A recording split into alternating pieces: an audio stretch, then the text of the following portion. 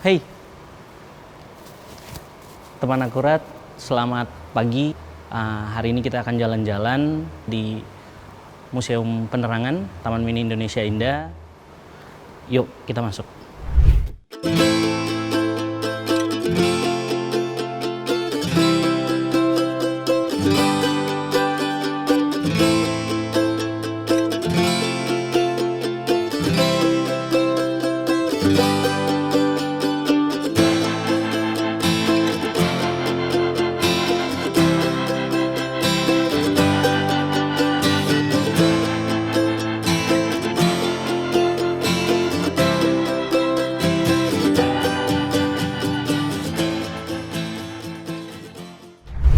Hai, saya sudah di depan museum, ruang pameran, Museum Penerangan, dan hari ini sebenarnya saya datang ke sini untuk mau menjelaskan, membantu teman-teman. Kita pengen sama-sama belajar, sama-sama tahu proses-proses penggarapan sebuah informasi yang bisa disampaikan kepada khalayak banyak. Di sini kita bisa pelajari sejarahnya. Yuk, tapi saya butuh satu orang untuk menjelaskan lebih detailnya ke kita, dan di sini sudah ada Mbak Rosita sebagai kurator Museum Penerangan, dan Mbak Rosita akan bantu kita untuk jalan-jalan sama-sama. Mbak Rosita akan bantu menjelaskan ke kita untuk semua apa saja yang ada di dalam koleksi museum ini. Yuk. Iya, jadi museum ini tuh kalau zaman dulu tuh belum ada handphone, belum ada komputer, belum ada internet. Gimana caranya ngasih tahu ke masyarakat Indonesia kalau misalnya ada peristiwa penting, misalnya ada pemilu, mau ada vaksinasi dan sebagainya. Okay. Nah, kayak kalian jangan bayangkan zaman dulu tuh ada handphone atau internet gampang itu. Jadi dulu tuh masih banyak menggunakannya peralatan yang sangat-sangat ribet. Bayangin aja, dulu tuh kalau syuting film, kamera untuk merekam gambar sama suaranya aja berbeda, nanti terpisah harus ini, pokoknya alat-alatnya itu sangat manual. Sangat ribet. manual. Tetapi yang perlu diacungi jempol adalah integritas para pegawainya. Para pegawainya. Itu, walaupun berat, harus dulu kan mungkin jalan-jalan masih jelek dan sebagainya. Kalau mau meliput berita dan sebagainya itu para pegawai dulu Departemen Penerangan. Mereka para jurnalisnya. Mereka tuh berdedikasi tinggi menggunakan alat-alat yang seadanya, tetapi mereka tetap berusaha untuk menyampaikan informasi yang benar kepada masyarakat. Seadanya tapi tercanggih di zamannya ya. Tercanggih di zamannya. Tapi kalau sekarang kita lihat dibandingkan kalau yang sekarang tuh praktis sekali kan. Sangat praktis sekarang. Alat-alatnya tuh besar-besar. Besar-besar. Dan belum terlalu canggih teknologi. Belum terlalu canggih. Kita bisa lihat di semuanya masih serba manual ya, Mbak ya. Dulu ada bisa melalui pers, melalui radio, televisi juga. Televisi, film. Betul, televisi, film juga. Dan juga pemerintah pun sendiri mempunyai sebuah kementerian yang khusus untuk menyampaikan informasi-informasi kepada masyarakat, namanya Kementerian Penerangan. Kementerian Penerangan. Nah, dulu kalau Mas Boni tahu ya, ini banyak banget integritas para pahlawan. Kalau kita bilangnya para pahlawan. Para pahlawan ya. Karena mereka sudah nggak ada, tapi mereka itu berjuang keras bagaimana caranya menyampaikan informasi kepada masyarakat. Mereka bertaruh nyawa, mereka rela dipukuli sama penjajah, tapi yang penting integritas untuk menyampaikan informasi dengan benar tetap dijaga sama mereka. Tetap dijaga sampai sekarang. Makanya generasi muda sekarang udah gampang banget mendapatkan informasi. Bagaimana caranya kalian menjadi pahlawan pejuang informasi adalah sampaikan informasi yang benar saja. Yang benar saja. Betul, yang hoax, yang kalian ragu, kalian jangan ragu-ragu untuk saring sebelum sharing. Gitu. Saring sebelum sharing. Ini coba lihat nih, coba lihat ini radio di masa ini sekitar tahun 1930. Ini bentuknya kotak dari kayu, tombolnya cuma ada 2. Ini ada tuningnya sama volumenya, dan ini kayu seperti gelondongan, kotak dibuat kotak saja kayak begitu. Ini sangat cukup untuk memancarkan frekuensi radio, gelombang radio.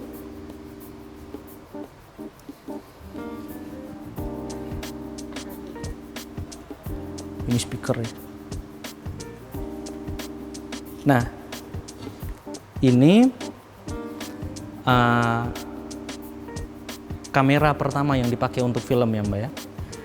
Jadi Indonesia itu kita patut berbangga tahun 1950, bahkan televisi aja belum ada loh. Televisi belum ada ya? Ada. Tapi kita udah bisa bikin film yang semua krunya itu adalah orang Indonesia. Makanya disebut film itu judulnya Darah dan Doa. Darah dan Doa. Betul. Karya Usmar Bapak Ismail. Usmar Ismail. Bapak Usmar Ismail. Nah, itu film itu di syuting pertamanya, pengambilan gambar pertamanya itu tanggal 30 Maret 1950 menggunakan 30 Maret 1950. betul menggunakan kamera ini. Dengan kamera ini. Dan Gokil kameranya. dan makanya tanggal 30 Maret itu menjadi Hari Perfilman Nasional. Hari Perfilman Nasional. Dan Bapak Usmar Ismail disebut sebagai Bapak Perfilman. Bapak Perfilman Nasional. Keren. Wow.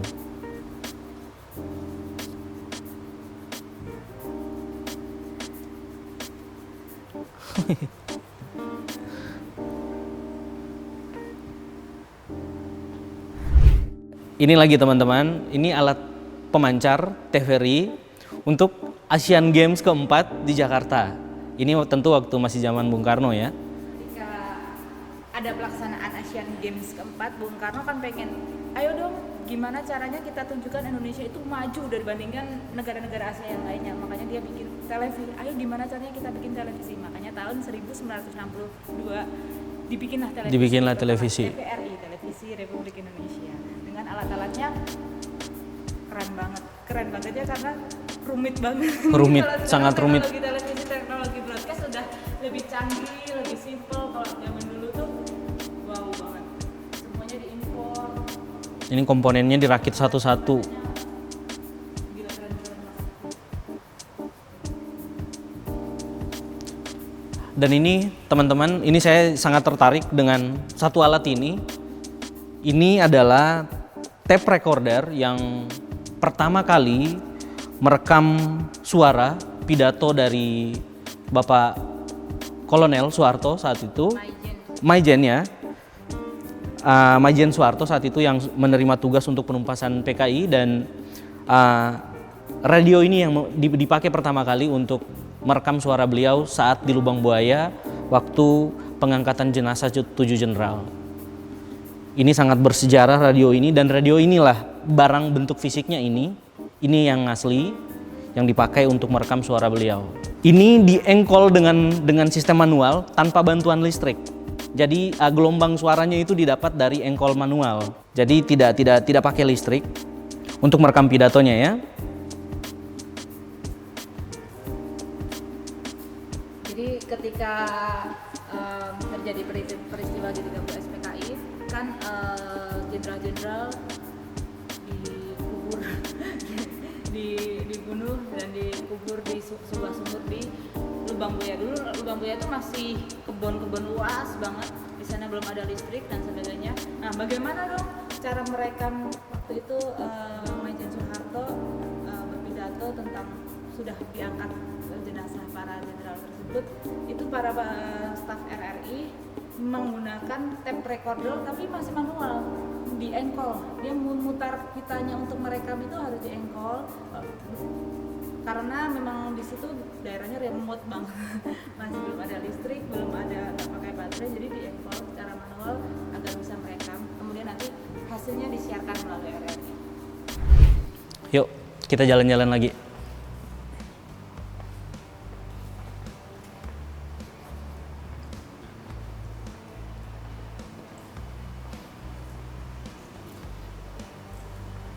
Ini apa Mbak?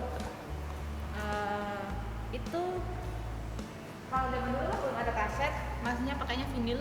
Vinil ya. Ini untuk diputar, ini penyanyi RRI, jadi memutar radio. Ini player untuk piringan hitam ya. Wow. Ini besi semua bahannya.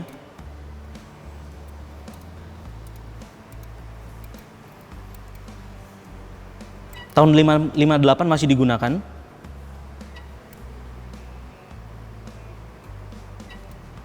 Ini sebagai perlengkapan peralatan studio untuk siaran.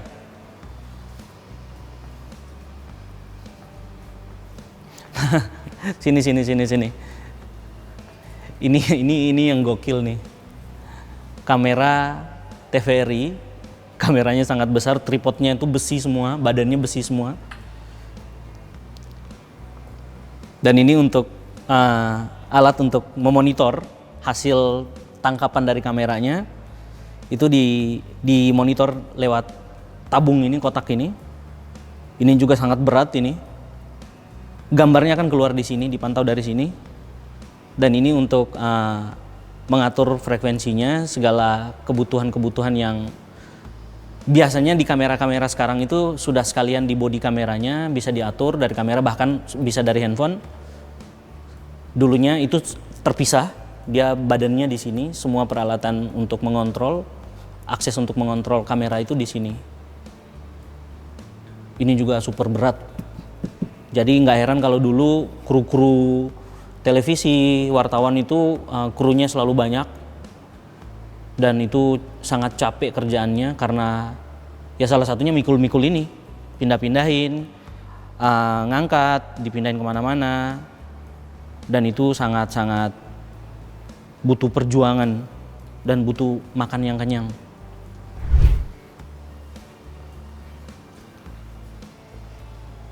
Wow.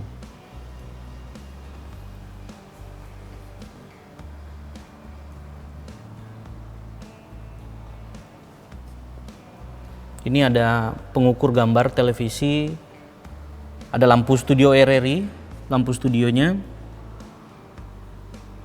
yang dioperasikan sekitar tahun 62, tahun 1962. Ini juga ada kamera TVRI Makassar tahun 1975. Pemakaiannya dipakai sekitar tahun segitu. Ada kamera Vietnam, cukup tua, sangat tua malah. Itu dipakai di tahun 64. Masih dipakai sampai tahun 64. Dan ini juga legend juga, ini kamera Panasonic. Ini dipakai untuk meliput tsunami Aceh. Cup.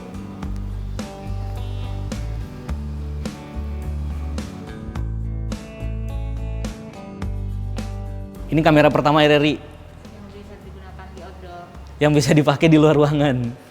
Ini kakinya, tripodnya tuh asli, dan ini dia bentuknya seperti ini ya, cakram yang bisa mencengkram di tanah biar kuat kokoh berdirinya, dan ini dari kayu, masih kokoh banget juga kayunya, keren. Jenisnya Oricon tahun 62 yang punya stasiun TVRI Pusat Jakarta. Wow. Kalau tadi alat-alatnya, ini orang nonton. Yang ini kita nontonnya dari sini, TV-nya. Zaman dulu hanya orang-orang yang Punya uang aja yang bisa punya TV. Misalnya Satu desa satu. Dan itu ini loh Mbak, ada beberapa desa seperti kayak di daerah kami itu yang satu desa dikasih satu TV. Betul, gitu. Dan masyarakat nontonnya di situ aja, iya, TV-nya. Biasanya per kecamatan atau per desa. Nontonnya di balai desa. Di balai desa naruhnya. Atau enggak di rumah bapak desanya. Kepala desanya.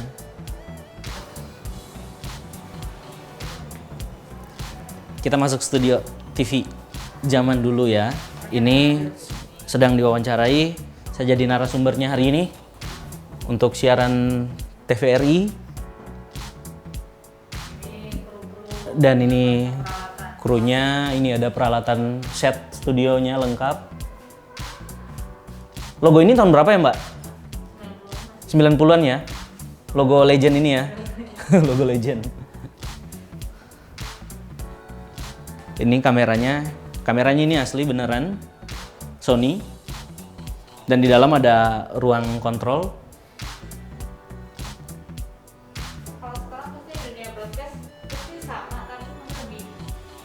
Lebih simpel peralatannya, tidak pakai mixer yang besar itu lagi. Semuanya sudah bisa direkord. Nah ini bercerita para pegawai Departemen Penerangan, namanya kan juru penerang atau jurpen. Jurpen. Mereka sampai ke pedalaman, di pedalaman Papua ya. di pedalaman menyampaikan Papua. informasi-informasi yang diperlukan untuk masyarakat. Naik sampan mereka Mbak ya. Betul, naik sampan, naik ini kita bikin miniaturnya. Ini miniaturnya kendaraan Departemen Penerangan saat itu. Ini juga mobil yang di atas ada toa pengeras suara. Ini seragam Jupen tadi. Oh ini seragam Jupen, seragam juru penerang. Mereka bisa masuk desa. Lambangnya kan masih dulu lambang Departemen Penerangan itu. Lambang Departemen Penerangan. Api nan tak kunjung padam. Api nan tak kunjung padam. Ini. Ini untuk player sebenarnya untuk memutar proyektor untuk memutar film. Jadi kalau dikenal film layar tancap, layar lebar itu diputarnya dari sini. Nanti kasetnya dipasang di sini, baru diputar di sini.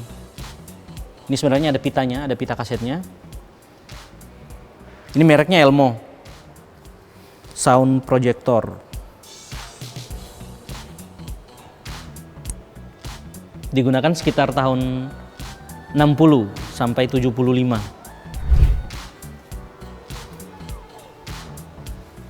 Ini proyektor juga kayak tadi Mbak ya? Ini benar-benar punya bioskop. Oh ini punya bioskop. Wow. Zaman dulu segede gini. Ngeri. Jadi relnya, filmnya kan relnya ada di atas sama di bawah. Terus pitanya kemana? Di dalam sini kan? Oh dalam sini. Magazin ya namanya ya. Magazin itu ini. Tempat buat naruh filmnya. Oh tempat naruh film itu magazinnya. Oke. Filmnya. Oh coba sini lihat ini tempat naruh pita filmnya. Di sini dia. Dari situ ke bawah. Oh. Oh ini ada lubangnya. Terhubung ke bawah. Dari kebun kan terus ininya Dibaca di sini ya. dari situ Ditembak ya. gitu. Gede banget dan besar. Gede banget ini harus pakai truk muatnya ini. Nah di sini teman-teman, ini kisah saat stasiun TVRI, stasiun RRI dibajak oleh PKI, oleh para tentara, dan ini mereka diminta untuk membuat sebuah pernyataan pers yang bisa mengelabui masyarakat tentang gerakan PKI, tetapi hebatnya saat itu para bapak-bapak kita dari RRI mereka tidak mau melakukan itu, bahkan sampai kepalanya ditodong dengan senjata. Ini benar-benar mereka masuk dalam ruangan siaran dan membajak aktivitas siaran itu. Ini tuh salah satu wujud bahwa para pegawai RRI, para pemberi informasi untuk menyiarkan informasi yang benar itu butuh perjuangan yang sangat tinggi. Butuh perjuangan tinggi, bahkan bertaruh nyawa ya. Mereka kalau bahkan ditodong senjata, tapi untuk menyiarkan berita yang tidak benar mereka tidak mau. Mereka tidak akan mau. Itu harus dicontoh untuk generasi. Dan diorama ini yang bisa kita lihat kesetiaan mereka untuk mewartakan, memberitahukan sebuah kebenaran kepada seluruh masyarakat Indonesia dan kepada dunia. Ternyata semencekam ini prosesnya pada saat itu. Ditodong benar-benar, ini dikuasai, studionya dikuasai. Ini bahkan ditodong penyiarnya ya. Ini semua peralatan studionya dalam diorama ini. Ini ngeri ya, kita lihatnya.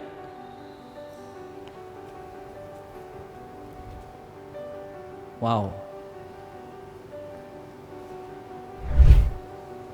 Ini para menteri ya Mbak ya?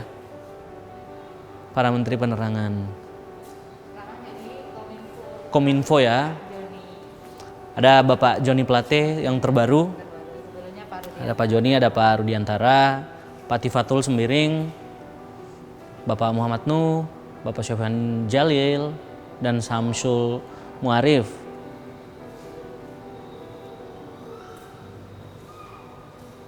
Ini waktu masih penerangan Mbak?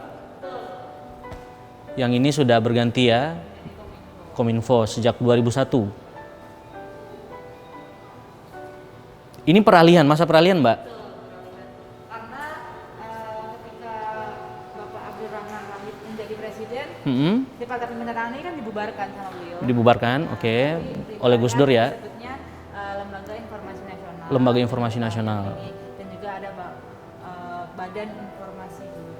Oke, dikepalai Bapak Asep Saifuddin dan periode berikutnya 2004-2007 oleh Abdul Qadir Soib. Jadi ini tuh tahun-tahun sebelum itu masih masa peralihan. Masa peralihan ya.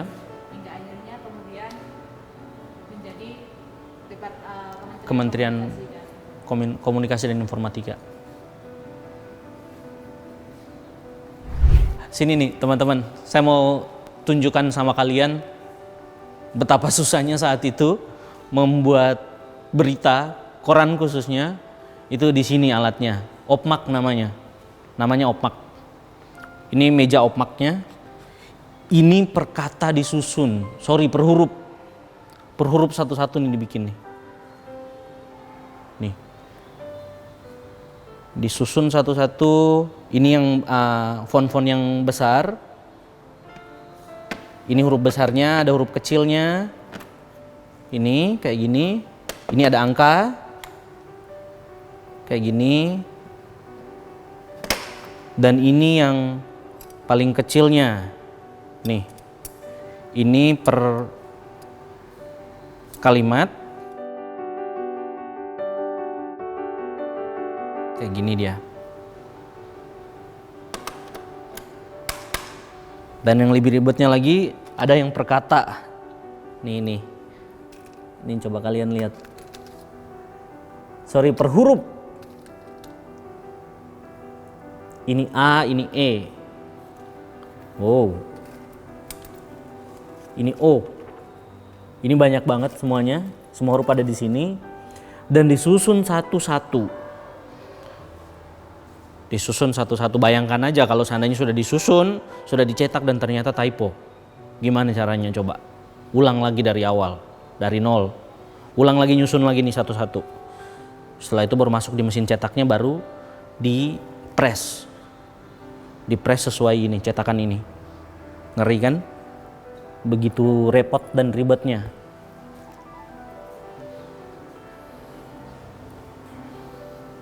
Ini mesin cetak koran. Zaman sebelum Indonesia merdeka. Masih Belanda ya. Ini mesin cetak korannya. Ini besi berani. Wow. Ini bentuk yang agak sedikit lebih modern, Mbak ya. Setelah yang tadi, setelah opmak. Ini dia sudah punya keyboard. Sudah ada keyboardnya, mesin cetak coba naskah. Seperti keyboard komputer sebenarnya.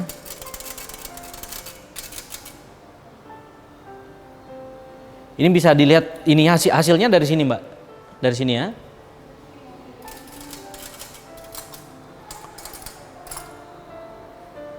Seribet ini ya.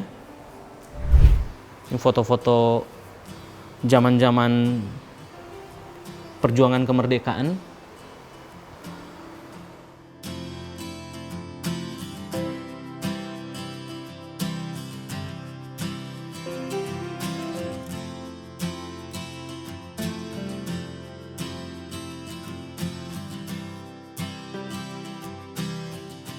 BFI itu berita film Indonesia ya, Mbak? Yang sekarang jadi PFN. Sekarang jadi PFN. Produksi film negara. Salah satu perjuangan para jurnalis. Ini para jurnalis dulu mengetik kayak gini. Ini di tangga ini. Ini mesin tiknya ditaruh dan mereka ngambil satu-satu space untuk bisa menulis berita. Itu pas peristiwa perjanjian Linggarjati. Pas peristiwa perjanjian Linggarjati ya. Wartawan dari luar negeri. Ini wartawan luar negeri loh yang meliput ini. Wartawannya bule-bule semua ini. Sedang mengetik berita tentang perjanjian Linggarjati. Tanggal 10 sampai 15 November tahun 46. Wow.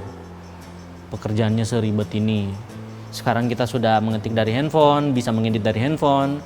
bisa mendapat berita dari handphone, semuanya dalam satu tempat yang sama dan kita bisa bikin di mana saja. Lagi duduk-duduk sambil ngopi, lagi di kantor boleh, yang suka di kantor, yang wartawan-wartawan lapangan bisa mengerjakan dari mana saja. Bahkan suara yang didapat dari narasumber sudah bisa langsung dimunculkan dalam bentuk teks untuk wartawan-wartawan tulis. Gila. Halo, kawan akurat. Hari ini kita sudah selesai jalan-jalan di Taman Mini, tepatnya di Museum Penerangan. Banyak sekali hal yang kita dapat, banyak sekali informasi yang kita dapat tentang sejarah masa lalu Indonesia dalam memberikan sebuah informasi, khususnya melalui Departemen Penerangan saat itu. Dan hari ini teman-teman harus tahu bahwa proses pembuatan dan pengumpulan sebuah berita, sebuah informasi, khususnya yang sangat penting dari pemerintah untuk menyampaikan, mensosialisasikan sebuah program kepada masyarakat, itu sangat sulit sebenarnya. Dari tempat ini kita bisa lihat bahwa di masa-masa itu sangat sulit orang untuk para jurnalis, para pekerja media sangat sulit untuk membuat sebuah informasi untuk sampai kepada masyarakat dengan benar gitu, tanpa hoax tentunya. Maka kalian, kita semua yang hidup di zaman modern ini, seperti yang sudah sangat maju ini, semuanya sudah ada dalam genggaman tangan. Jangan pernah sampai kalian untuk menyebarkan sesuatu yang kalian tidak tahu. Kalian belum tahu kebenarannya, belum terkonfirmasi oleh pejabat atau lembaga yang berwenang, yang memiliki otoritas untuk mengeluarkan pernyataan-pernyataan tersebut. Dan untuk yang kasus-kasus SARA yang menghina, yang membuli, yang membuat orang tertekan, membuat kekacauan, kericuhan, apalagi yang berurusan dengan agama dan segala macam bentuk kepercayaan dan keyakinan, sebaiknya semua kita untuk tinggalkan. Kita tidak boleh meneruskan pesan-pesan itu semua yang jelek-jelek, yang buruk, yang akhirnya bikin kita menjadi terpecah belah. Teman-teman dari Sabang sampai Merauke, dari Miangas sampai Pulau Rote, semuanya satu Indonesia. Ayo kita sama-sama, anak-anak muda sekarang, yuk kita bareng-bareng, kita bikin yang baik saja.